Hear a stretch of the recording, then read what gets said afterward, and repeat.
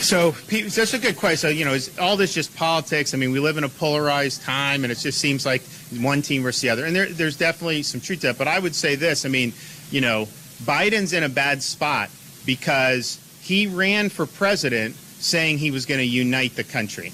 He ran for president saying he was going to shut down COVID. He demagogued Trump about COVID, blamed every COVID infection on Trump, and said as soon as he was president, he was stopping it. And yet you've seen the results have been even worse, even with medications and vaccines on that. So he's failed to shut down the virus, which he promised to do, and he failed to unite the country.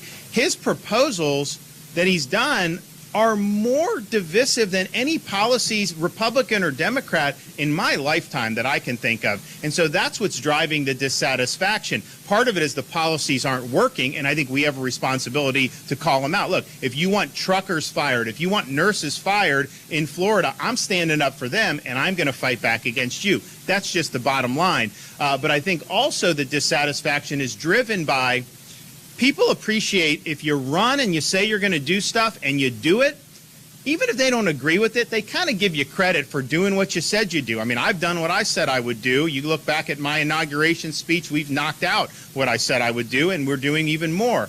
Biden, though, I think, committed a fraud on the public when he said he was going to unite people. He is not. He is being captive by a very militant leftist impulse in his party.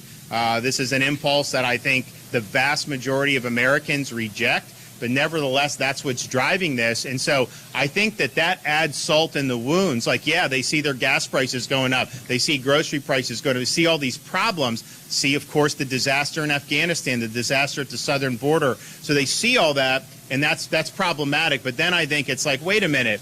How is it uniting the country by having an open border? How did it unite the country for being humiliated in Afghanistan? How is it uniting the country to try to impose mandates that are going to cause millions of Americans to potentially lose jobs or livelihoods? And that, I think, is why people are so dissatisfied. And so we have just a responsibility to stand up for folks. And we've guarded Floridians' jobs zealously, their freedom zealously, from threats on all comers. But if it happens to be coming out of Washington, that we're going to do that. But people know that if you have a bureaucracy that's out of control and they have their set sight on the jobs and livelihoods of Floridians, people know they have a governor that is going to fight back. They have a governor that's going to stand up for them. They have a governor that is going to do whatever he can to make sure they have the right to work and the businesses can function and kids are able to go to school and all the things that are just so important to having a healthy society. That's what we're fighting for.